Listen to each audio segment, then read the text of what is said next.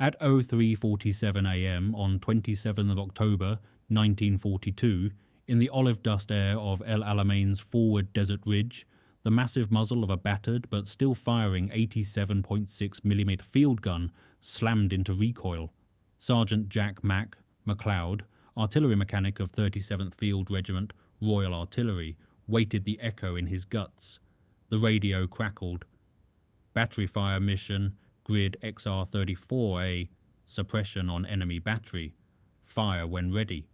The gun creaked and groaned, its roots traceable back to the tried and true 3.45-inch shell and carriage adapted from an older WWI field gun.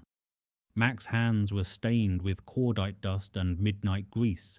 A shell rocket cased outside, the crew erupted into motion. In the faint dawn glow the target flashed. A German gun pit registering on scope. Mack toggled his wrench, took in the cooling air, felt the weight of every man's lives, riding on his next adjustment. If this gun missed, the infantry would die. If it hit, their axis might finally break. The decision hung in the desert stillness. Could this old artillery piece still deliver precision when all else seemed chaos? The dawn firelight would prove more than just noise. It would echo a transformation. It was 25th October 1942, the forward bivouac of the 37th Field Regiment on the knoll overlooking Materia Ridge.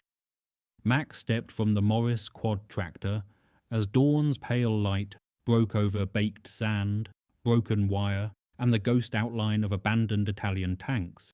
The battery had 7 of the QF 25-pounder Mk2 guns, also designated Ordnance der QF 25 PDR, earlier pulled up by hand winch onto prepared positions.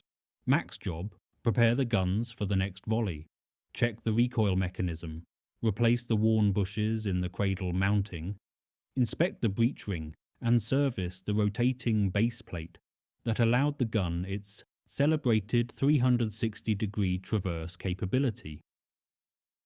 Mack was 29, lean with weather-browned cheeks, a former factory machinist from Lancashire turned gunfitter's mate. His fingers knew steel and fire the way a surgeon knows tissue. He surveyed the crew, loading shells into a limber trailer, brass cases glinting in early light. The air already vibrated with distant bursts from British and German artillery duels across the ridgeline. He paused to listen. Cold, desert wind, the rumble of a nearby 88mm German anti-tank gun firing somewhere beyond the dunes, the faint metallic ping of shell rims on steel trays as loaders worked. The commander, Major Graham Hewitt, walked past the muzzle bore of one gun, his boots crunching on spent shell casings half buried in sand. He dropped a hand on the carriage and frowned at its spade plate, dug shallowly into loose sand. "Mack," he said quietly, "we'll give them a barrage at 0400 hours. We'll need full 360-degree traverse on these guns. Enemy flank is shifting overnight." Mack nodded, gloves in hand, and crouched to examine the platform. The gun lay on its circular firing platform, a development dating from the weapon's original 1930s design to replace separate gun and howitzer systems with one unified piece. He crawled under the trails, checking the spade lugs, the stabilizer bolts, the hinge pins that allowed the trails to fold for transport. A limber driver revved the engine of a quad nearby, kicking up fine sand that settled on Mack's tunic. He rose, wiping sweat despite the early hour, and glanced at the dial's sight adapter mounted beside the breech. He noted the serial number stamped into the carriage casting. He thought of the gun's lineage, derived from the WWI 18-pounder design, but transformed in the interwar years into this gun howitzer hybrid, capable of both high-angle indirect fire and flat-trajectory direct engagement. The 25-pounder had been born from budget constraints and tactical innovation, British designers wanting one weapon instead of two. As dark clouds of dust from a distant barrage drifted across the position, Mack's ear caught the crack of a shell planting too close to the southern flank. A gunlayer cursed softly, adjusting his telescope. Mack inhaled sand-laden air, tasted cordite residue, felt the gun's cold metal under his palm. The gun was ready. But he risked a look at the eastern sky. Dawn was near, and with it the moment of reckoning. At 04 the brigade would call for a fire mission on an enemy battery previously untouched by accurate fire from this sector. Inside the gun pit at 0402, Mack crouched beside the breech of No. 5 gun, lamplight casting bronze shadows across brass cartridge cases stacked in wooden crates. The hydro-pneumatic recoil buffer rattled faintly from previous volleys, oil seeping slightly at the piston seal. He removed a spent cartridge case and passed it to his assistant, Private Herbert Herb Lyle, who stacked them in a crate marked 25 PRH Mackay. Mack handled the cordite bag charges with care. The 3-bag system allowed gunners to select charge 1, 2, or 3 depending on range, with a later introduced supercharge for extended reach. He inserted the correct fuse for high-angle, indirect fire, screwing it into the nose of the shell. He paused as the gunlayer called for battery readiness. "Battery fire, charge 3, stand by." Mack stiffened. The spade plate was dug shallow, resting on shifting sand. It might slip under recoil, throwing off the aim. He inserted a lug pin into the trail hinge, tightened the grease nipple of the cradle mounting with his spanner. A sudden flare of tracer illuminated the ridge across the way. An enemy gun pit had begun firing on British positions. The smell of cordite rose sharp. The night wind chilled his back. Major Graham Hewitt's voice crackled in on the field telephone. "McLeod, check the level on your platform. It's off by 2.5 minutes of arc. We lost range on No. 2 last hour." Mack looked through the open breach into darkness beyond, pulled his torch, illuminated the levelling feet beneath the circular platform. He loosened the base plate bolts, nudged the levelling jacks, until the spirit level bubble read 0. His hands moved with precision, though his heart thumped, not from fear of failure, but from the weight of those lying ahead in the infantry lines. The 37th would fire more rounds in the next 24 hours than in their entire previous North African campaign. They called it shooting the war out of the gun. Mack's throat tightened. The gun had to be perfect. Every adjustment mattered. Every shell counted. As dawn light crept in from the east, the shell train rumbled forward, a convoy of trucks delivering fresh ammunition. Mack looked up at the horizon. The desert was waking, bathed in pale gold, but he felt the gun was older than that, tempered by earlier battles, forged in interwar factories, now pressed into service at the war's turning point.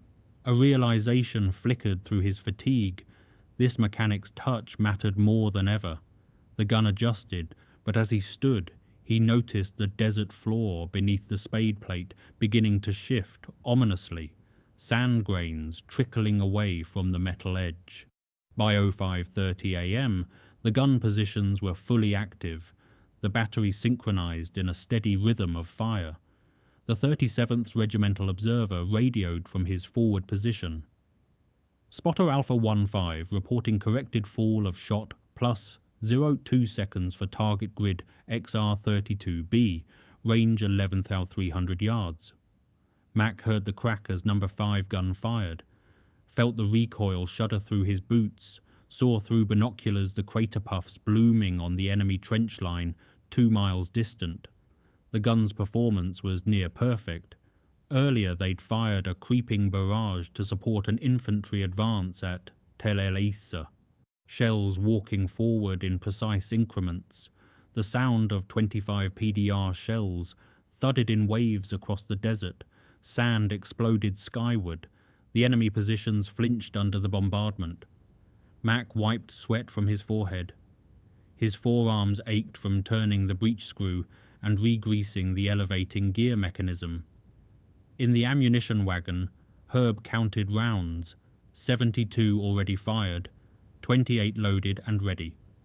The Limber's engine idled as it delivered fresh cases, the driver's face masked with dust. Mack glanced at a worn label stenciled on the gun carriage. Gun: Ordnance QF-25 PDR MK2 on carriage MKEs. He traced its development in his mind. Designers in the 1930s had wanted one weapon instead of two, a gun howitzer hybrid to replace separate field guns and howitzers. The piece before him was once considered derived from obsolete WWI 18-pounder stock, adapted rather than designed from scratch. The wind shifted, a thin dust storm formed behind their position, reducing visibility. The Major signalled, "Prepare for direct fire on enemy tank column, grid XR33C. Mack stiffened, his pulse quickening. He adjusted the sighting telescope, the number 22C pattern, and transitioned from indirect to direct fire mode, lowering the elevation and switching the layer's reference point. The gun layer swore at the shallow angle. This gun was being used outside its primary design envelope, engaging armor at close range. Mack's teeth ground as he adjusted the recoil stop, double-checked the spade engagement in sand. As the first direct fire round screamed across open desert, Mack felt the gun shudder violently. Sand spattered against the breech cover and gun shield. A shell crater opened next to an enemy tank in the distance. The target went dark, either disabled or destroyed, but the sand under the spade lug cracked audibly. Mack realized the base was slipping, the platform losing its anchor. His mouth went dry. He called to Herb, "Re-anchor the trail. Skid chain now." Herb dashed forward, attached the chain to the anchor ring, and hooked it to the truck's winch pulley for added stability. The Major barked, "No delay, next round." Mack hammered the lug deeper with a mallet. The sand shifted again. Dawn light rose higher. Enemy tank smoke lingered on the horizon. The mechanic's worry crystallized. One slip, one shot misregistered by even a few yards, and the infantry advancing ahead would bear the cost in blood. It was 06:15. A reconnaissance aircraft overhead radioed fresh coordinates. Enemy guns relocating to Wadi Hof, shifting defensive line. The battery received orders to shift direction and engage. Mack crouched under the trail, hand on the spade plate adapter, and saw through the dawn haze a thin line of trucks emerging on the western ridge. The Major gave the order. Battery A and B, fire for effect. Grid XR35D, guns 1 through 8, simultaneous salvo. Mack's gun, number 5, loaded the third charge. The layer corrected azimuth using the dial sight.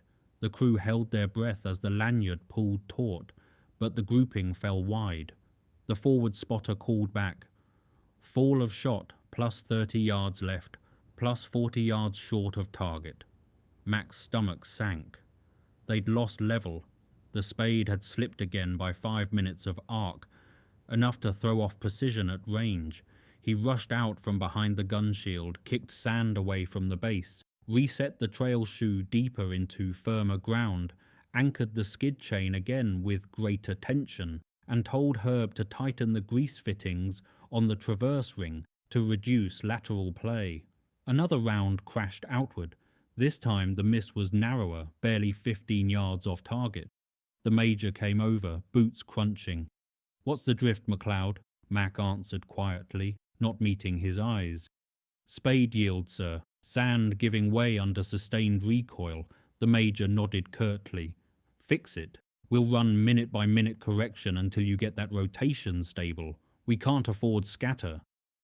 Mack returned inside the gun pit and set about re-leveling the entire platform, tightening every bolt he could reach, cleaning recoil buffer oil from the seals, checking the piston stroke. He closed his eyes for a moment, feeling the weight of the gun's lineage pressing on him, once considered a stopgap measure, an adaptation of obsolete stock, now absolutely vital to the battle's outcome. Behind him, other batteries in the regiment were hitting their marks with increasing consistency. The 25-pounder's reputation was rising across the theatre.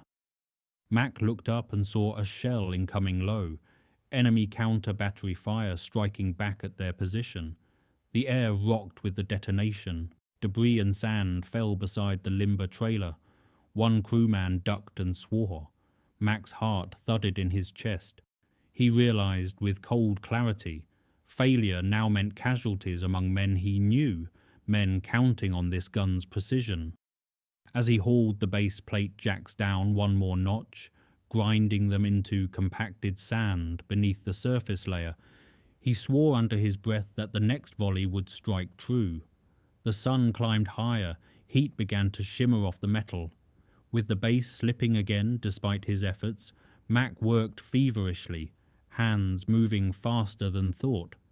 The next fire mission burst would prove whether the gun could retain its hard-won accuracy. Chapter 4, 488 words. By midday, the battery repositioned to a new emplacement farther forward, closer to the contested ridgeline. The crew moved No. 5 gun using the Morris quad tractor, jacked up the circular platform on firmer ground, dug into hardened sand beneath the surface crust, erected the skid chains with doubled anchoring, and positioned the spade plate in a shallow trench Mack himself had scraped out with an entrenching tool. He supervised every step of the rigging process. He introduced an innovation, modifying the base plate orientation from a light spread footprint to a deeper trench anchoring system, reducing recoil translation across the platform during rapid fire. He'd read the technical pamphlets issued during training. During the interwar period, the 25-pounder's predecessor, the 18-pounder, had suffered from limited elevation and traverse constraints. The new 25-pounder featured a circular platform allowing quick traverse through 360 degrees, but only if properly anchored against the tremendous forces of sustained fire. Mack adapted a jury axle, style anti-skid modification he'd seen referenced in technical reports from other theatres. As the sun climbed toward its zenith, the gun fired hundreds of rounds, creeping barrages advancing ahead of infantry, defensive fire missions, counter-battery engagements against German positions. Mack's fingers buzzed with the constant vibration of grease application, dust accumulation, sweat evaporation. The local temperature soared past 100 degrees Fahrenheit, the metal of the gun heated visibly, shimmering in the air. The hydraulic recoil buffer expanded under repeated thermal stress. Mack adjusted the rod travel settings to maintain recoil stroke within operational tolerance. He measured the cradle's rear lash with calipers, made micro adjustments to the mounting bolts. The Major even paused mid-afternoon to compliment him. "McLeod, you've improved our mean deviation by 2.3 yards over the last 100 rounds. Keep it up." Mack smiled briefly, though the sand burned his knees through his trousers and his throat felt raw. Even so, the decisive battle ahead loomed larger with each passing hour. Tomorrow the main infantry assault would begin. This gun and its battery must deliver pinpoint suppression fire to break the enemy defensive line at its weakest point. Mack looked at the operations map pinned to the Major's field desk. Grid XR34A was marked in red as the key position. He felt the transformation happening in real time.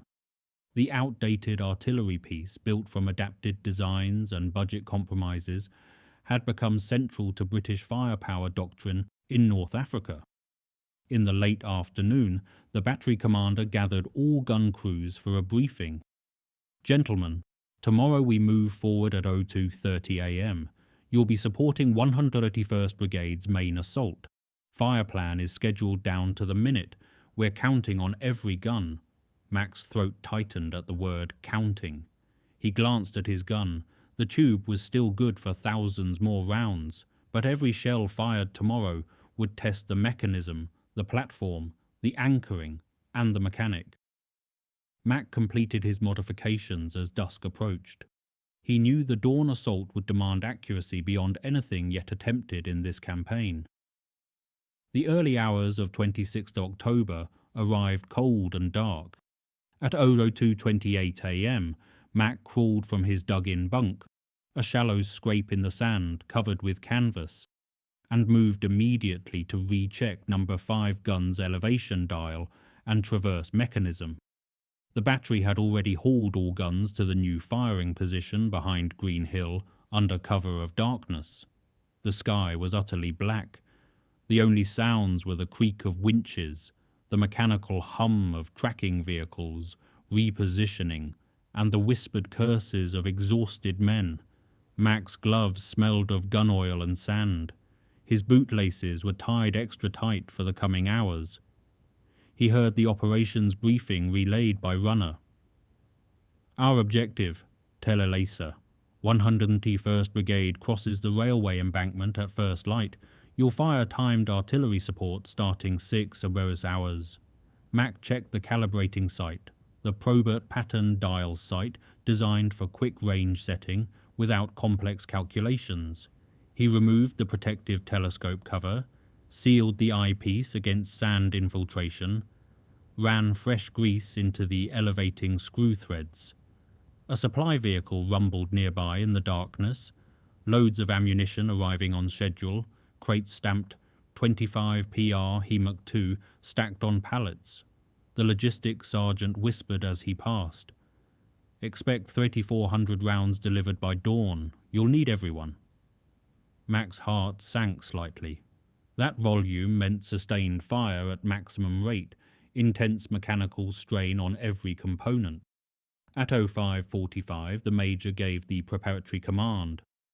All guns load for creeping barrage, elevation 4 degrees 30 minutes, charge 3, first round fires, 06 Poser hours on my mark.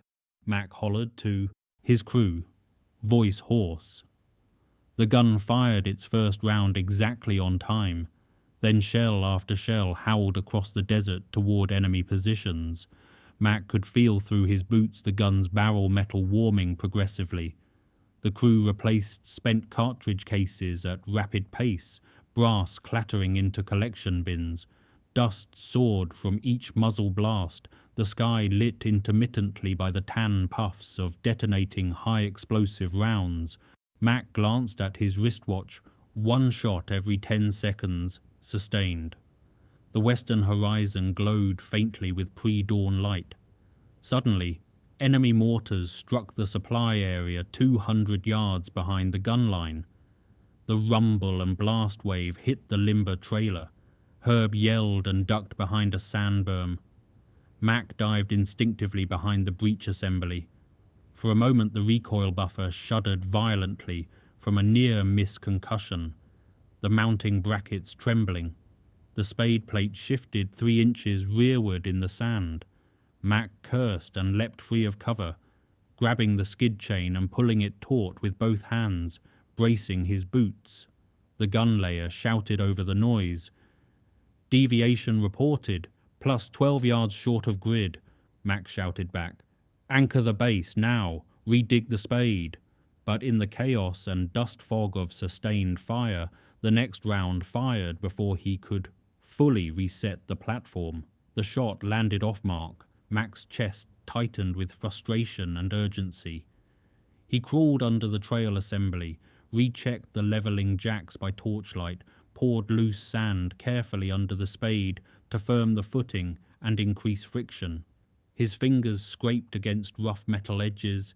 He tasted grit in his mouth, felt sweat stinging his eyes despite the cold air. The sun rose behind him. The gun roared again, properly anchored this time. He stood and looked toward the battlefield. Infantry figures were crossing the railway embankment in low silhouettes against the growing dawn light. He thought, if this gun misregisters again, the men ahead will suffer under unsuppressed enemy fire. The moment pressed down on him like physical weight. The base had shifted under sustained fire. Mack realized this battle would test both man and machine beyond any previous limit. Mid-morning, 26th October. A radio call came through from Forward Observation Post Foxtrot. Stand by for battery shift. New target grid XR36E. Suspected enemy command post.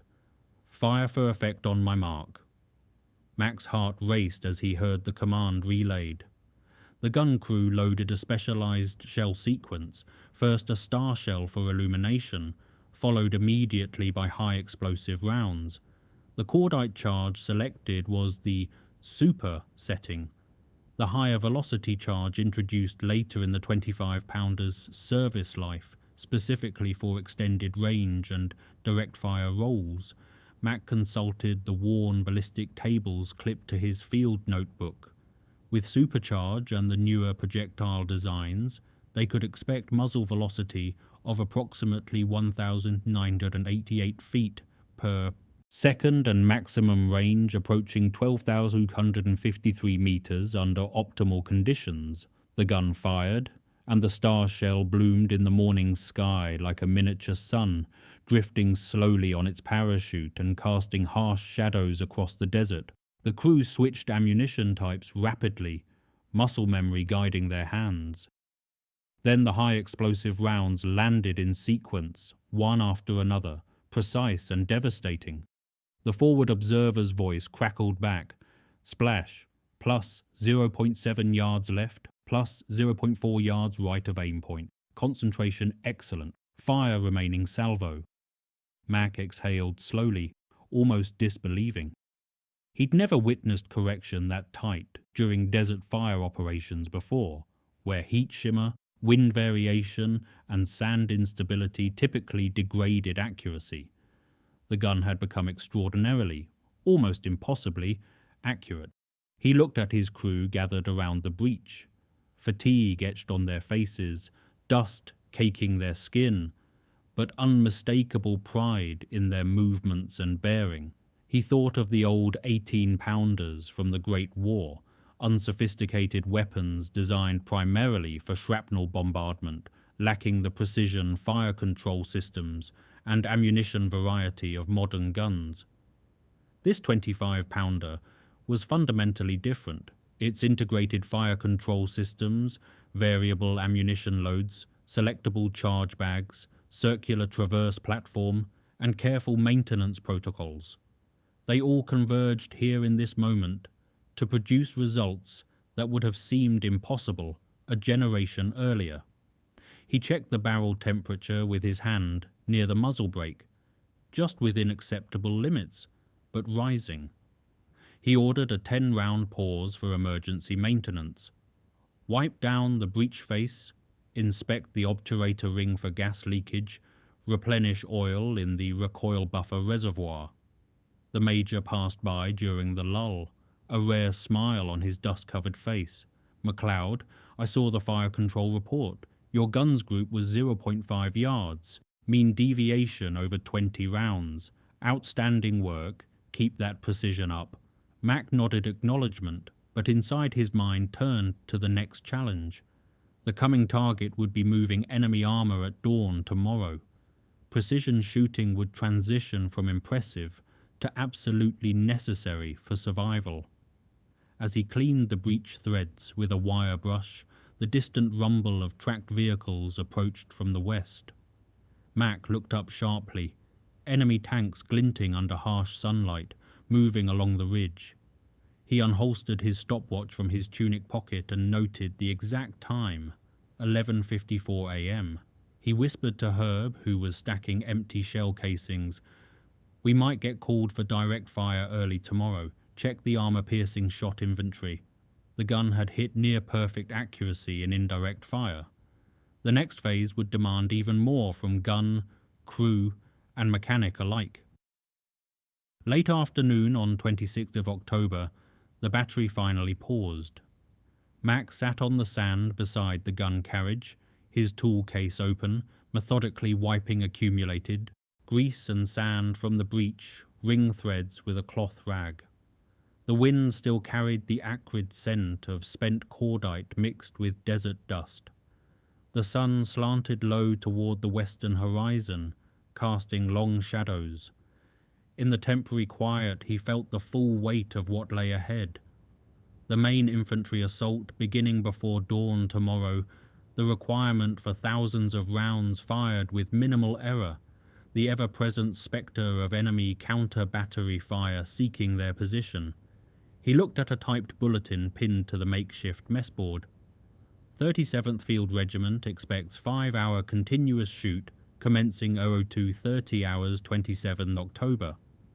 He felt the accumulated fatigue of bodies and machines alike pressing down.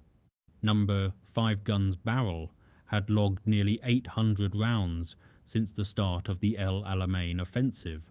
The recoil buffer's hydraulic oil was running hot even at rest. He would need to drain some and replace it with cooler fluid from reserve stocks. The Major approached across the sand, boots scuffing. "Heads up, Mack. Tonight we fully dig in for counter-battery defense.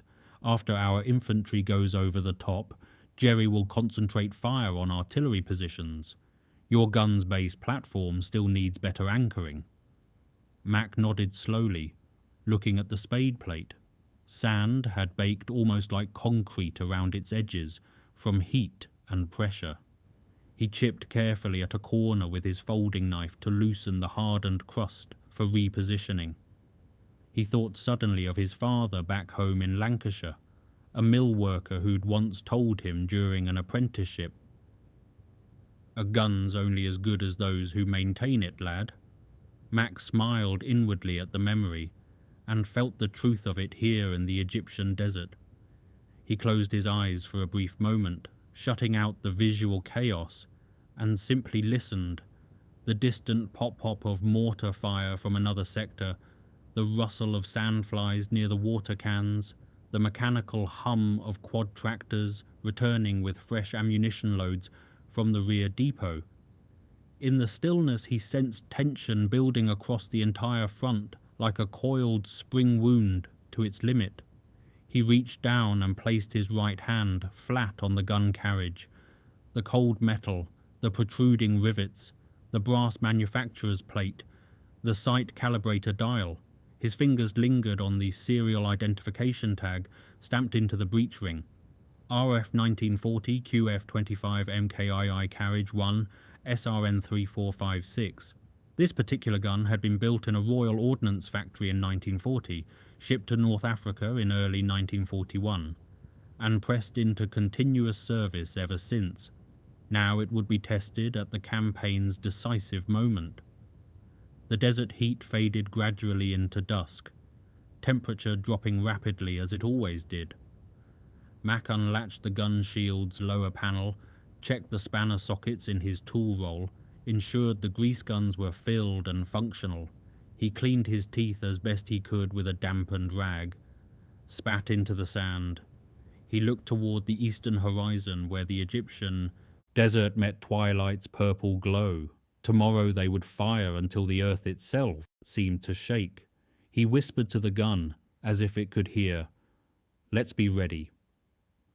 Night fell over El Alamein. Mack realized the coming assault at dawn would demand more than mechanical skill. It would demand endurance, precision, and survival against odds that felt steeper with each passing hour. At 02:30 a.m. on 27th October 1942, the guns of the 37th Field Regiment were already loaded and positioned on their prepared platforms behind Green Hill. Mack leaned against the cold metal of No. 5 Guns Carriage, looking out across moon-washed sand stretching toward enemy lines.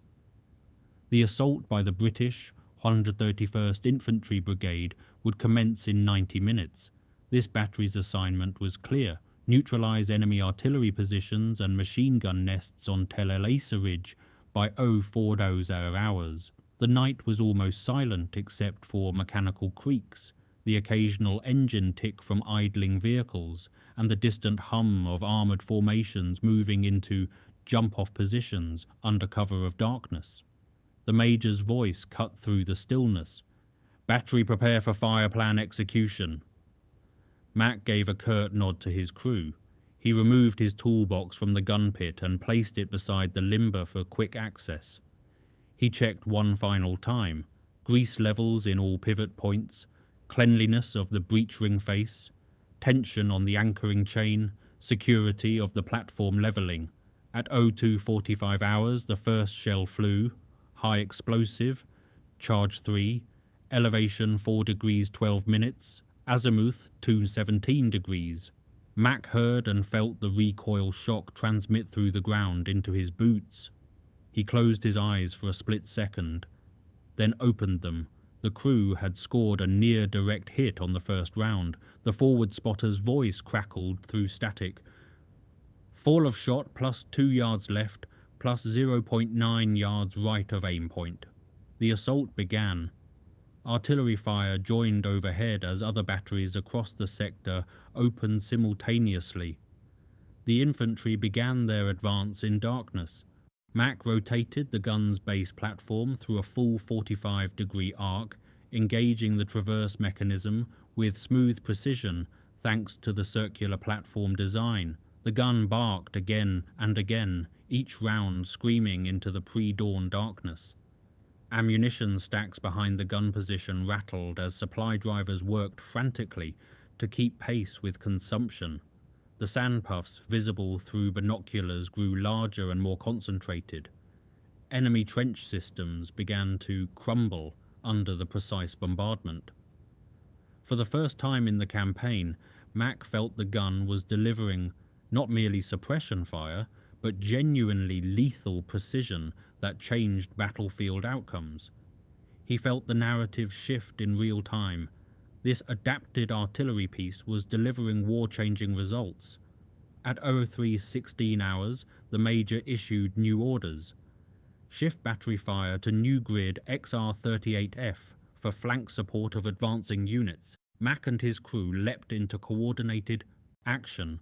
They rapidly dismantled the ammunition limber connections, hooked the gun trail to the Morris quad tractor with practiced efficiency, unlatched the circular platform from its anchoring, and repositioned the entire system 600 yards forward and left. In the darkness, the quad's wheels sank slightly into a patch of softer sand. Mack immediately ordered stabilizer poles hammered deep into firmer substrate. They arrived at the new firing position, jacked up the platform using hand-cranked screwjacks, leveled the base to within 2 minutes of arc, and re-anchored the trail spade. The entire displacement and emplacement took exactly 12 minutes by Mack's stopwatch. He glanced at the luminous dial.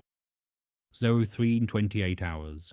The fire plan called for resumed fire at 03:30. He set the sight apparatus to new coordinates with fingers that moved by muscle memory. His mind was already 3 steps ahead. He personally loaded the next high explosive shell into the breech. The Major's voice counted down 3, 2, 1, fire. The shell screamed forward. The explosion flashed orange across the distant ridge. The spotter reported immediately. Splash, plus 0.3 yards right, plus 0.1 yards short. Excellent concentration. Mack exhaled slowly, deliberately. The sharp rifle crack of nearby guns in other batteries complemented the deeper roar of his own weapon.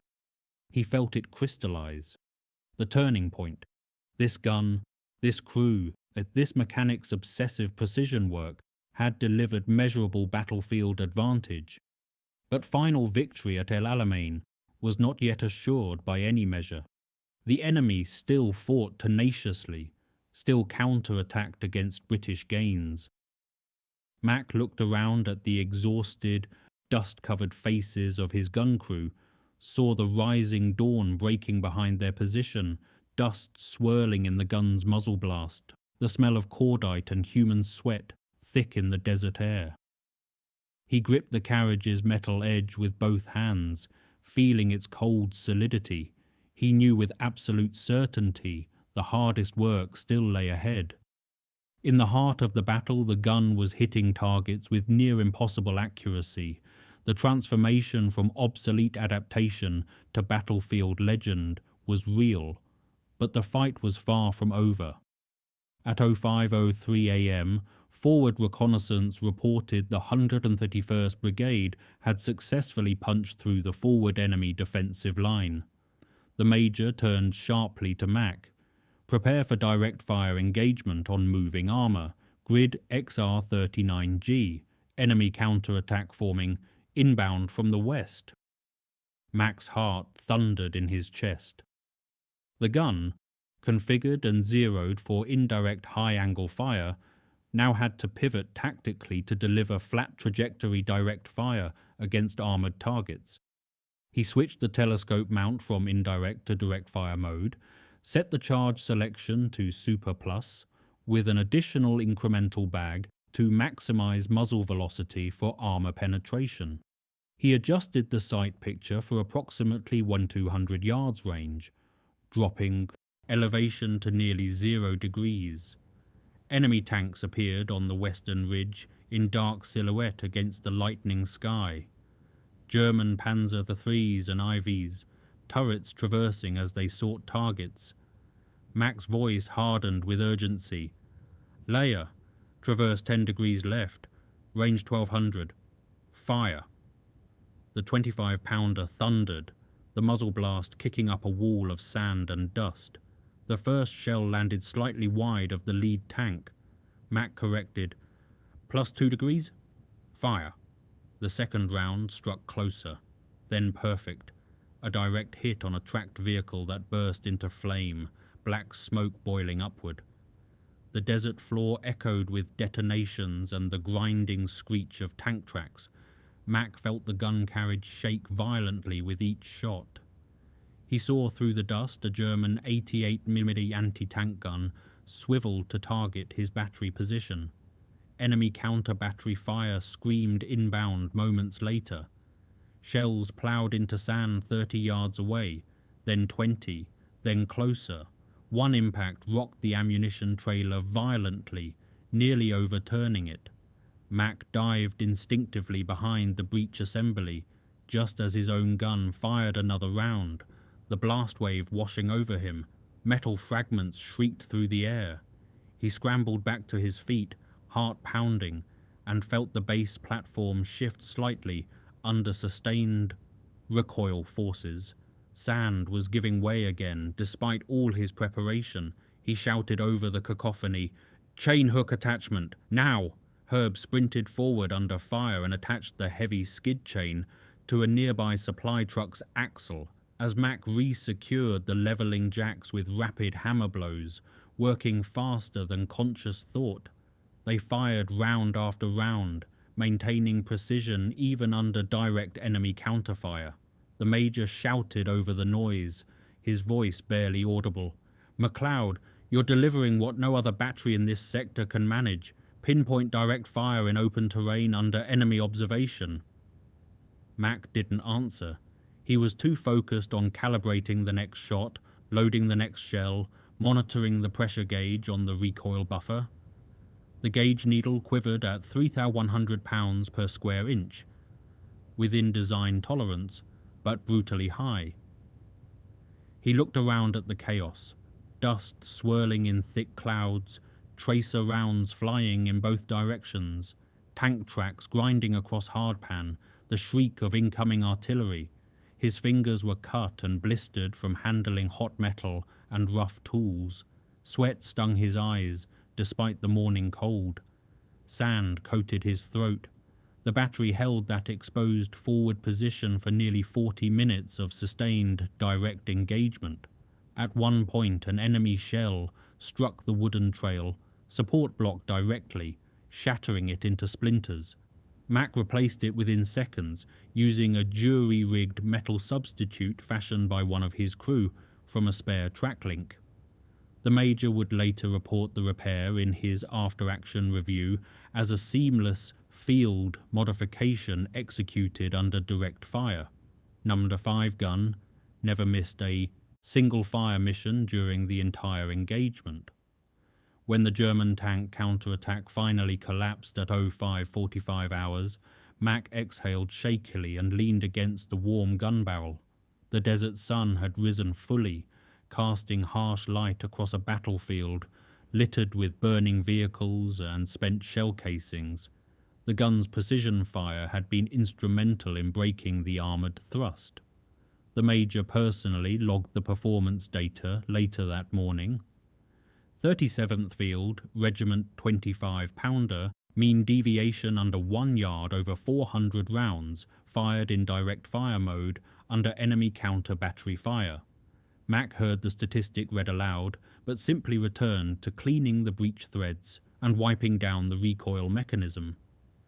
His hands trembled slightly, not from fear, but from the physiological aftershock of sustained adrenaline and intense focus under mortal threat. This engagement crystallized the gun's battlefield reputation permanently. Mack stood slowly, shoulders heavy with fatigue, and looked at the gun's muzzle, still faintly smoking in the morning light. The weapon had proved itself utterly under the worst possible conditions. Mack knew without doubt they had just turned the tactical tide in this sector. By noon on 27th October, the immediate battlefield had transformed into a landscape strewn with spent shell casings, knocked-out tanks both German and British, and exhausted infantry regrouping in captured positions. Mack sat heavily on the gun's trail wheel, finally removing his grease-stained gloves. An ordnance surveyor approached with a clipboard and announced the morning's toll. Shell count for your gun, 3,478 rounds fired in the last 24 hours. Gun tube service life rated at approximately 10,000 rounds.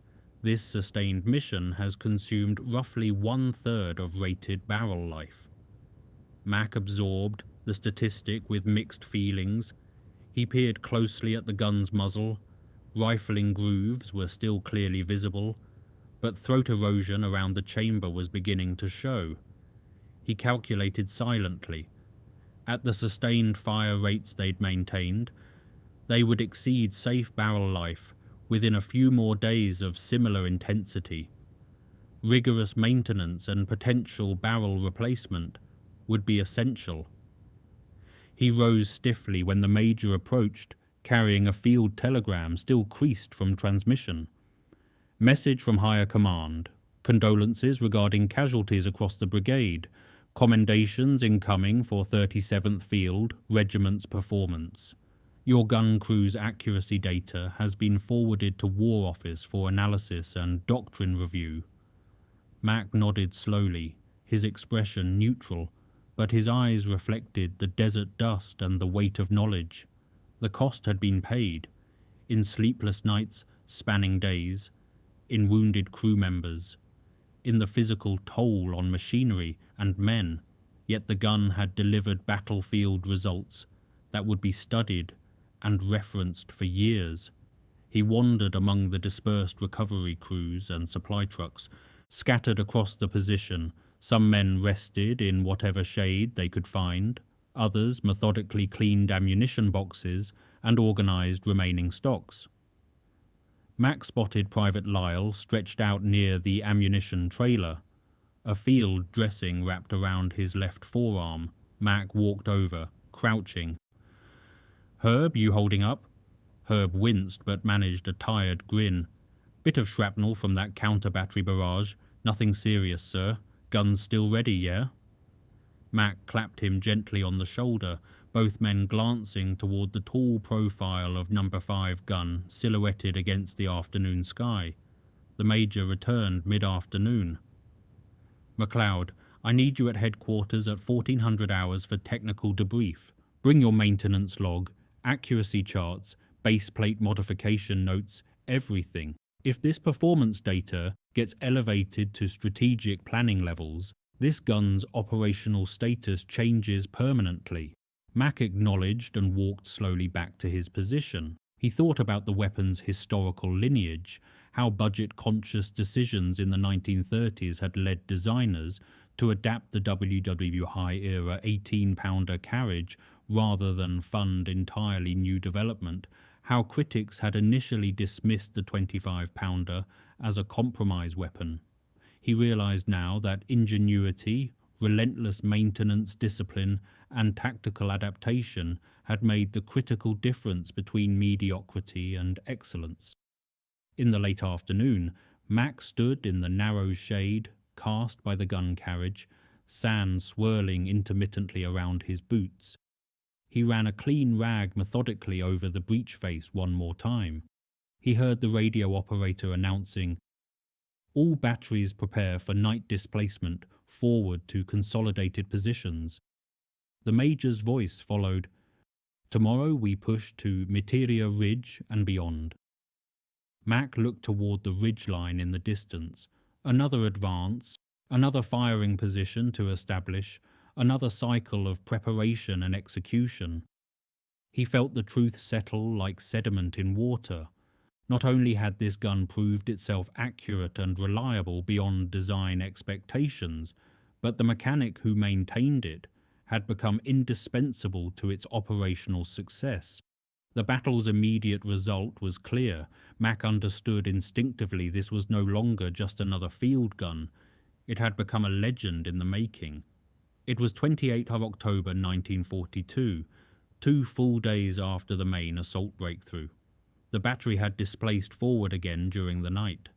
Mack lay on a canvas tarpaulin spread behind the gun platform, helmet off for the first time in what felt like weeks, head cradled on his rolled pack. The desert wind blew cold in the early morning darkness before dawn. The Major brought tin cups of bitter coffee from the field kitchen. Mack took one gratefully, letting the heat burn his throat and spread through his chest. He looked at number 5 gun silhouetted against the pre-dawn sky. Same metal frame, same rifled bore, same elevation screws, but now bathed in the soft light of approaching dawn, shadowed by a low dune to the east. He reflected on the night's displacement.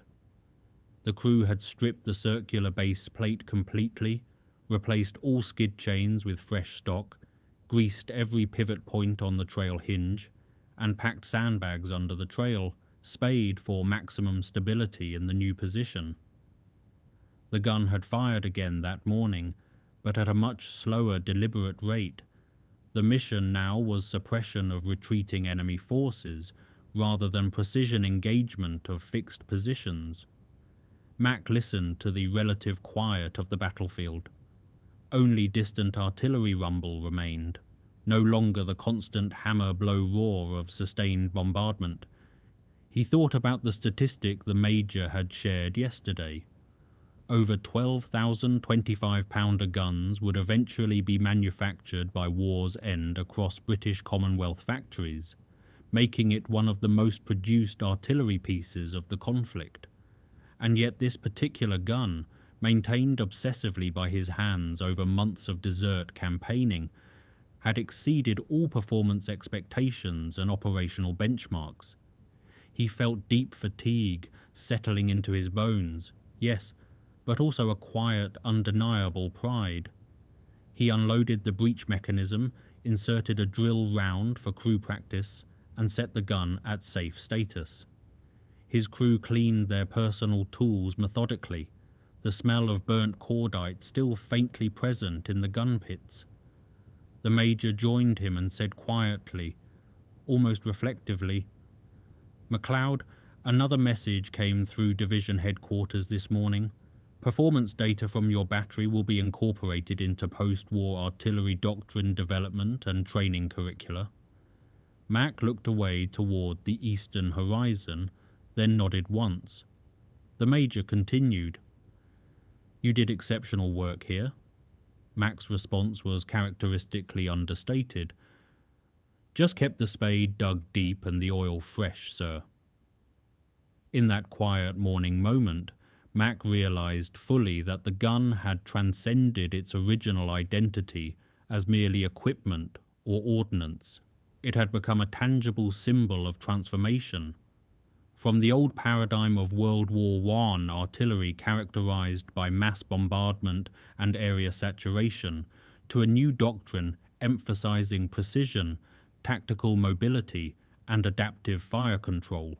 He thought about the historical progression beneath his boots, the mud of Flanders giving way to the sand of North Africa, shrapnel scattering howitzers evolving into precision instruments of combined arms warfare.